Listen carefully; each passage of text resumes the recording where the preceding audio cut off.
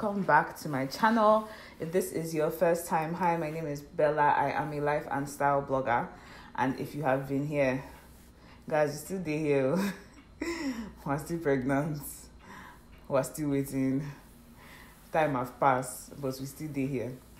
So today I'm going to be doing a video that's highly requested, and I'm happy to do this video because it deviates from all the prego stuff, because much like I'm sure a lot of you are tired of talking about all of this,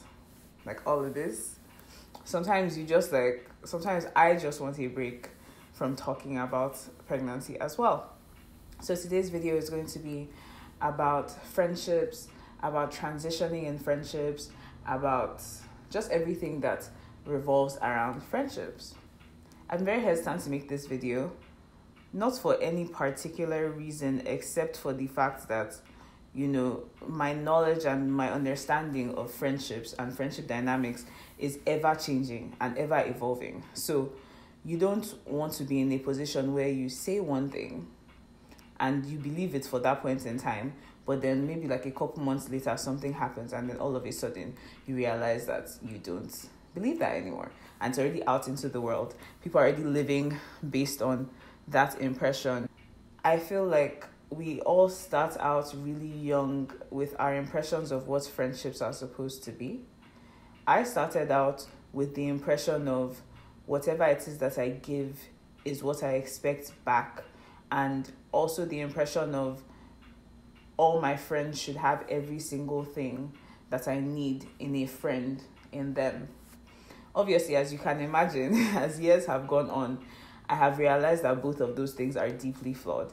The first one is deeply flawed because people show love in so many different ways. I'm sure you've heard of the love languages. I'm not going to bore you with that.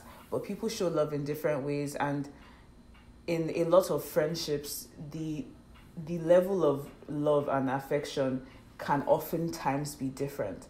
So the person that you run to when you have a problem might not necessarily run to you when they have a problem. And sometimes that's really hard for people to accept and for people to understand, just because they feel like whatever it is that they're putting in, they deserve to get it back. But humanity is set up in a way that it is impossible for anybody else to quantify your value. And it is impossible for anybody else to the letter know exactly what it is that you want. And that is what causes a lot of problems. We go into friendships with such high expectations of people. We go in so excited because we feel like we have so much love to give, and we feel like we should depend on other people to also give us that love. And that's where the first problem comes from. You expect that one friend is going to play every role in your life. And it's only natural, because I feel like as human beings, we have that innate desire to love and be loved. And we also have that insecurity that makes us want to be the center of other people's lives. But the truth of the matter is that you cannot really be the center of anybody's life, or rather, you should not be the center of anybody's life. One, because that's so much pressure, and two, because you're taking attention away from God. But that notwithstanding, it's a situation where we expect that everybody that is our friend can perform the same exact functions, and it takes a long time in life and several disappointments to realize that there are some people that you only depend on for certain things, and that's okay.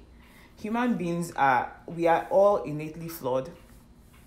There are certain things that somebody would want from a friend that you may not be able to give. Doesn't mean that you cannot give them something else.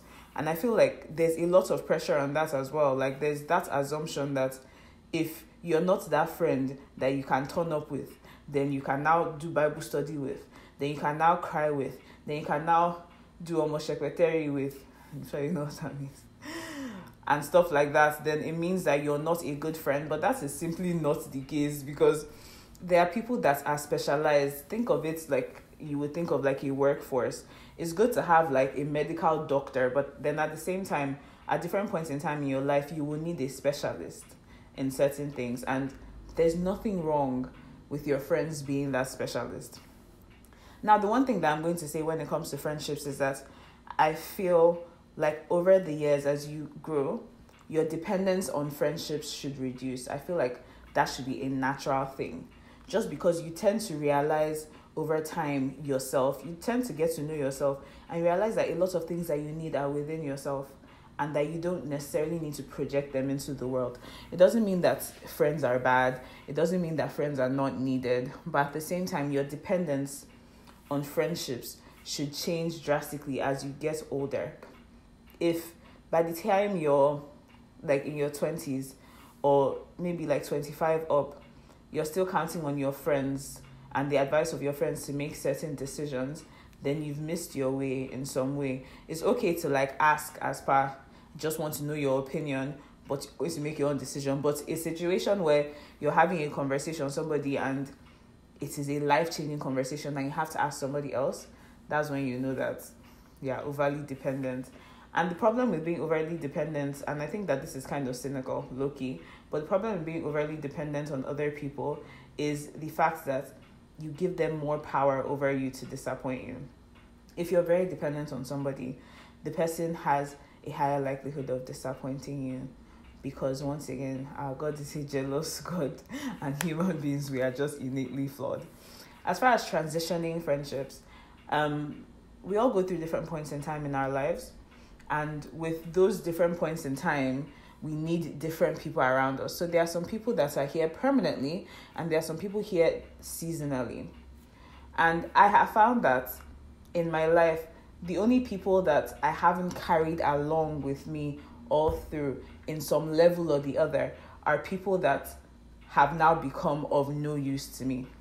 So I think that before you decide that somebody's not worthy of your attention or worthy of your time, they really have to be able to be of zero use to you. Like, they have to be in a situation where there's nothing that you're gaining by them being there, and there's nothing that you're losing out on by them not being there. Once again, extremely cynical, I know. It is important, no matter how much you love and care about a friend, it is also important that they are of some use to you. The fact that they are of some use to you helps you battle through when things don't go your way, or when things don't go the way that you expect, because you can convince yourself of why that person is still in your life. I know, love is not supposed to be about why and blah, blah, blah, blah. Totally relate, understand, we're on the same page. But a relationship, any kind of relationship, requires just a little more than love. It requires some kind of functionality. It requires some kind of oil to lubricate that love. Something that has worked so well for me, or something that I have noticed, is that subconsciously, I have only been able to invest myself in relationships that last for a long period of time. So the relationships or the friendships that have not lasted, in hindsight, I always realized that I actually did not invest as much as I did in like this other relationship. That's one thing. Another thing that I realized recently is that it is extremely important to know what place a person has in your life.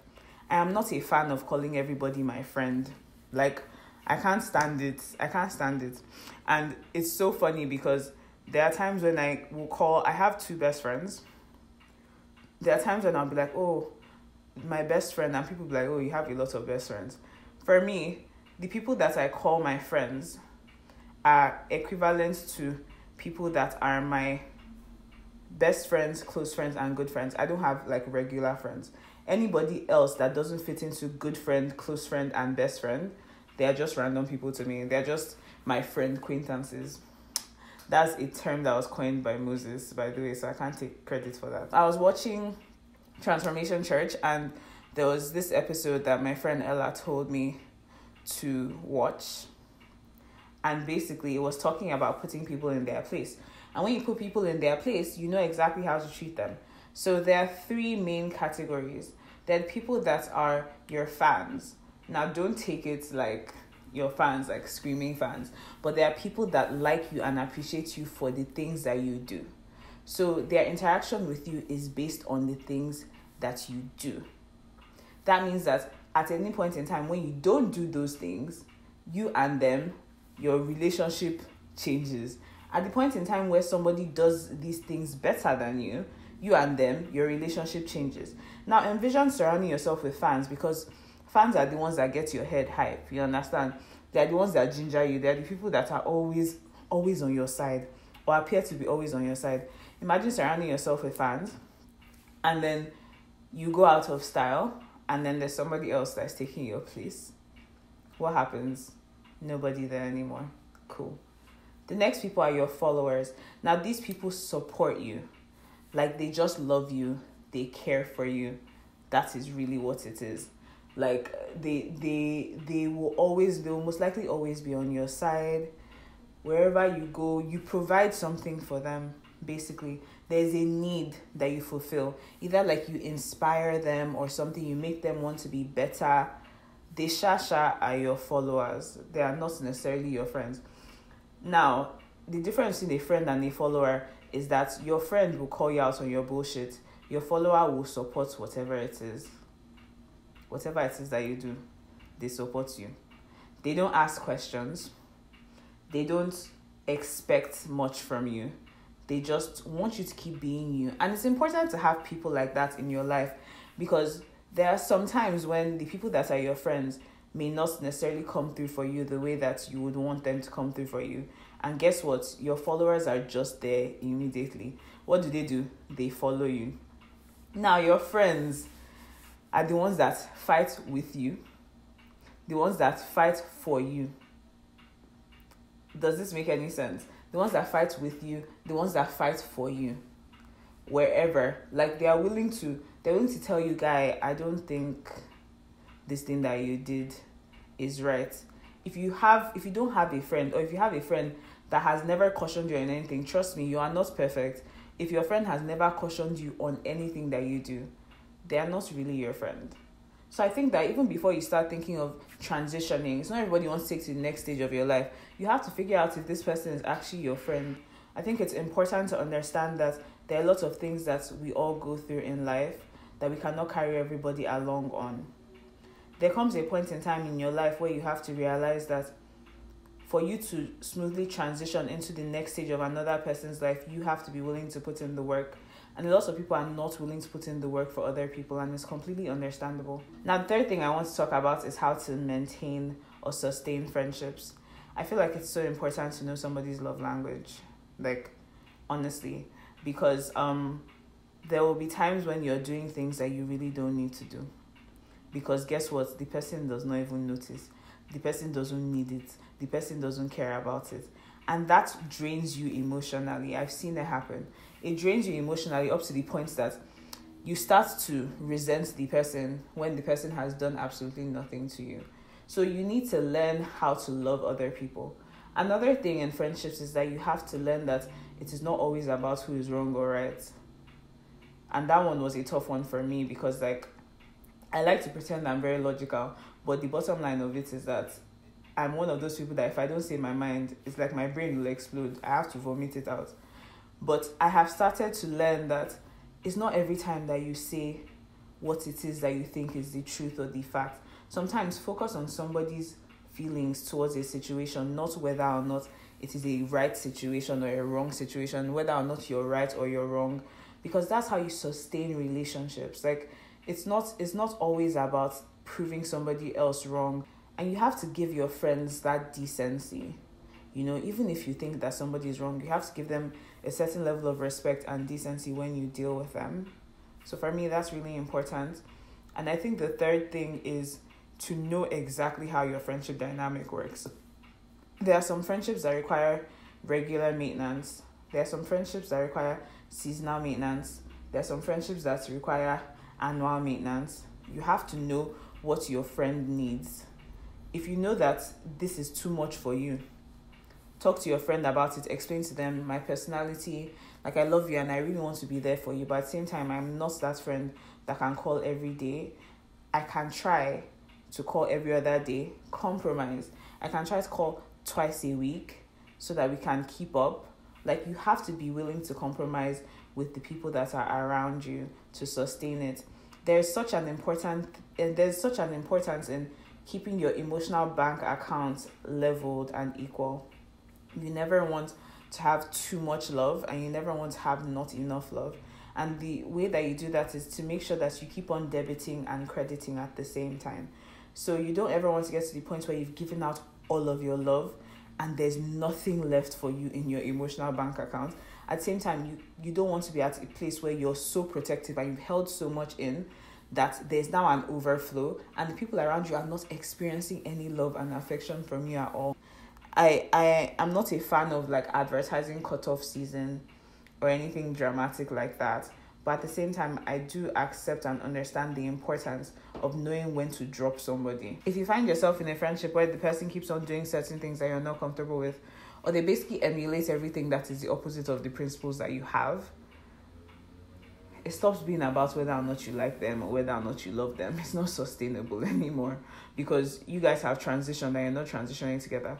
If you find that you're in a friendship with people that, somebody that has like anger issues or certain issues that, you would love to fix, but in reality, instead of you fixing them, they are rubbing off on you, you don't need to be there. Ella has taught me this thing. There's an importance in knowing when to love somebody from a distance. If I hear that something has happened to you, I'll check up on you. As far as our day-to-day interactions, we don't need it, because I'm realizing that when you're around, I'm gossiping more.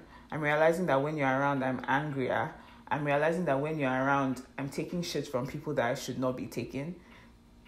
It doesn't take a genius.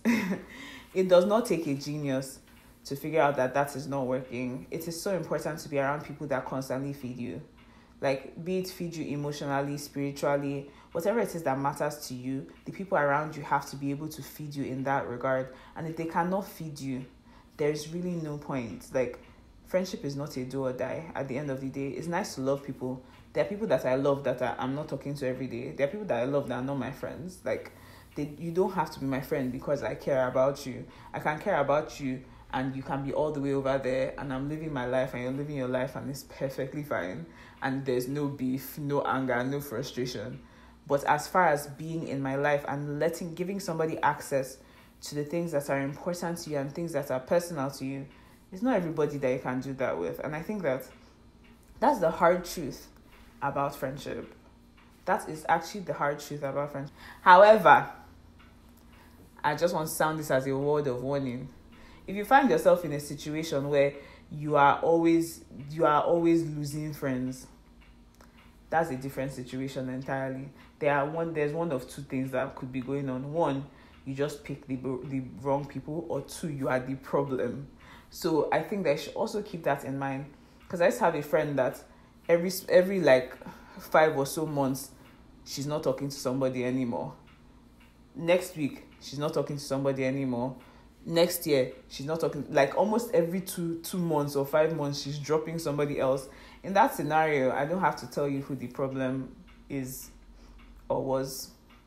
And that's something that you have to keep in mind as well. So in as much as it's good to have a strong sense of self and feel like you're the most amazing thing since sliced bread, you also have to realize that there are certain patterns that are actually your fault. So no, it's not everybody doing you dirty. It's not, oh my gosh, why do these things always happen to me? Sometimes it's you. So maybe sit down and figure that out before you start casting blame, and telling everybody else that it's everybody else's problem but your own. That being said, I'm going to end this on this note. As usual, you know the drill. But in case you're new, as usual, do not forget that you are sugar, you are spice, and you are bomb-ass jollof rice. Like, I'm telling you, and you gotta believe me. Don't forget to rate, which means don't forget to like the video. Don't forget to comment, and don't forget to subscribe. If there's one thing that you've learned about friendships, comment it down below so that we can share it, and then I might just put your suggestions in my next video to help anybody out that doesn't see them in the comments. Bye, guys.